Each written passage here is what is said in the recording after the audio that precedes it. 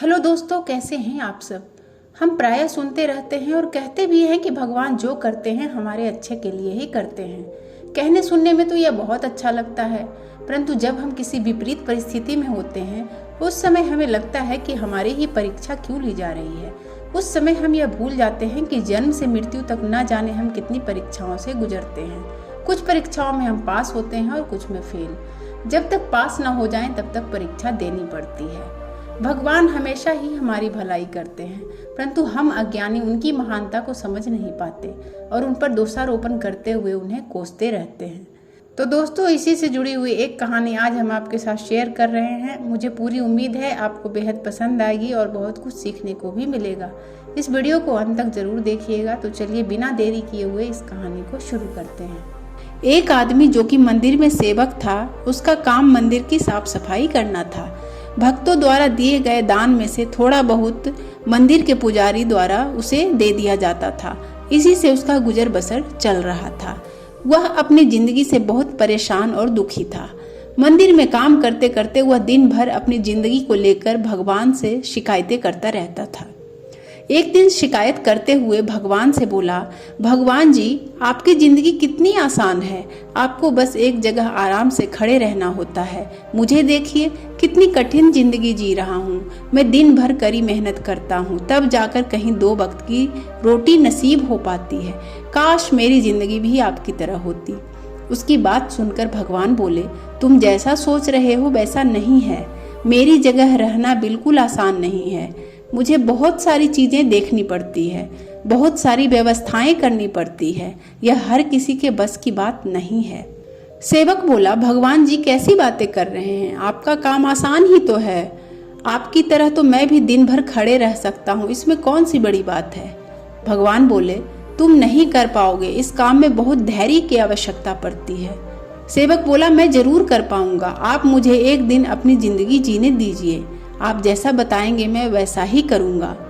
मंदिर का सेवक जिद करने लगा। उसकी जिद के आगे भगवान मान गए और बोले, ठीक है, आज पूरा दिन तुम मेरी जिंदगी जियो, मैं तुम्हारी जिंदगी जीता हूँ। लेकिन मेरी जिंदगी जीने के लिए तुम्हें कुछ शर्तें माननी होगी। सेवक बोला, मैं हर शर्त मानने को तैयार हूँ भगवान जी। भगवान बोले, ठीक है, तो ध्यान से सुनो। मंदिर में दिन भर बहुत सारे लोग आएंगे और तुमसे बहुत कुछ कहेंगे। कुछ तुम्हें अच्छा बोलेंगे तो कुछ बुरा। तुम्हें हर किसी की बात चुपचाप एक जगह मूर्ति की तरह खड़े होकर धैर्य के साथ सुननी है और उन पर कोई प्रतिक्रिया नहीं देनी है। सेवक मान गया। भगवान और उस आदमी ने अपनी जिंदगी एक दिन के लिए आपस में बदल ली। सेवक भगवान की जगह मूर्ति बनकर खड़ा हो गया। भगवान मंदिर की साफ सफाई का काम निपटाकर वहां से चले गए। कुछ समय बीतने के बाद मंदिर में एक धनी व्यापारी आया। भगवान से प्रार्थना करते हुए वह बोला, भगवान जी, मैं एक नई फैक्ट्री डाल रहा हूँ। मुझे आशीर्वाद दीजिए कि यह फैक्ट्री अच्छी तरह चले और मैं इससे अच्छा मुनाफा कमाऊं। प्रार्थना करने के बाद वह प्रणाम करने के लिए नीचे झुका तो उसका बटुआ गिर गया।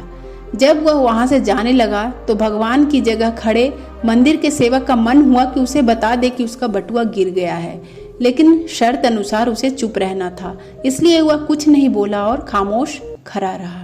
उसके तुरंत बाद एक गरीब आदमी वहां आया।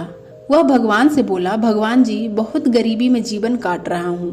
परिवार का पेट पालना है, माँ की दवाई की व्यवस्था करनी है। समझ नहीं आ रहा कि इतना सब मैं कैसे करूँ। आज देखो, मेरे पास बस 1 रुपया है, इससे मैं क्या कर पाऊंगा। आप ही कुछ चमत्कार करो और मेरे लिए धन की व्यवस्था कर दो।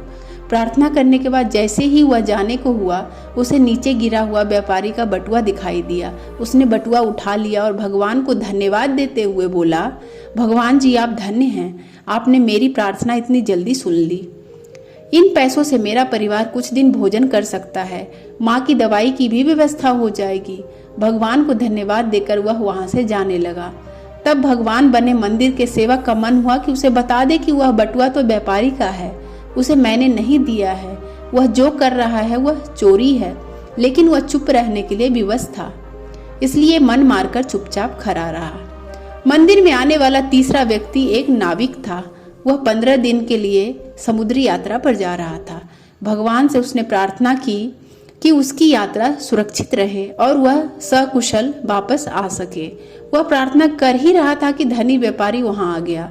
वह अपने साथ पुलिस भी लेकर आया था।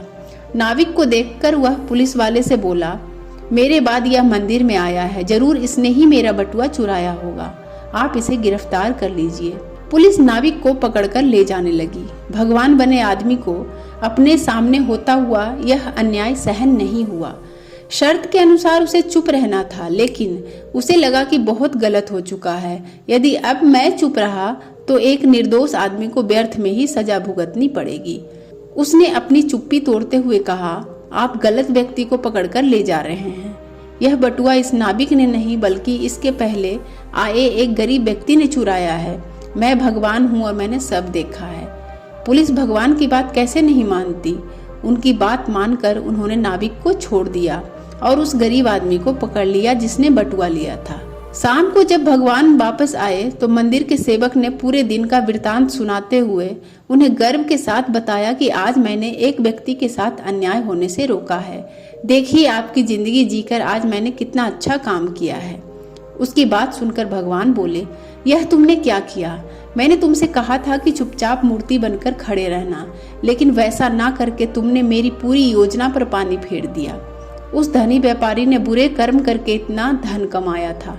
यदि उसमें से कुछ पैसे गरीब आदमी को मिल जाते तो उसका भला हो जाता और व्यापारी के पाप भी कुछ कम हो जाते।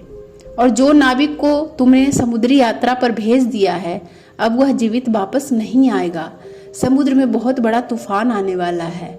यदि वह कुछ दिन जेल में रहता तो कम से कम बच जाता। सेवक को यह सुनकर एहसास हुआ कि वह तो बस यही देख पा रहा था जो कि आंखों के सामने हो रहा था। सबके पीछे की वास्तविकता को वह देख नहीं पा रहा था, जबकि भगवान जीवन के हर पहलू पर विचार कर अपनी योजना बनाते हैं और लोगों के जीवन को चलाते हैं। दोस्तों, इस कहानी से हमें यही सीख मिलती है कि हम सब भी भगवान की योजनाओं को समझ नहीं पाते। जब हमारे साथ कुछ गलत हो रहा होता है या हमारे हिसाब से कुछ नहीं हो रहा होता है तो हम अपना धैर्य खोकर भगवान को दोष देने लगते हैं। हम यह नहीं समझ पाते कि इन सब के पीछे भगवान की कोई न कोई योजना छुपी हुई होती है। ऐसे समय में हमें भगवान पर विश्वास रखकर धैर्य धारण करने की आवश्यकता है। इसलिए चिंता ना करें। यदि आपकी मर्जी से कुछ नहीं हो रहा है तो इसका अर्थ है कि वह भगवान की मर्जी से हो रहा है, और भले ही देर से सही भगवान की मर्जी से सब अच्छा ही होता है। दोस्तों, अगर वीडियो पसंद आई है तो इस वीडियो को लाइक कीजिएगा और ऐसे ही प्रेरणादायक कहानी के लिए हमारे चैनल को सब्सक्राइब कीजिएगा। वीडियो देखने के लिए आपका बहुत बहुत धन्यवाद।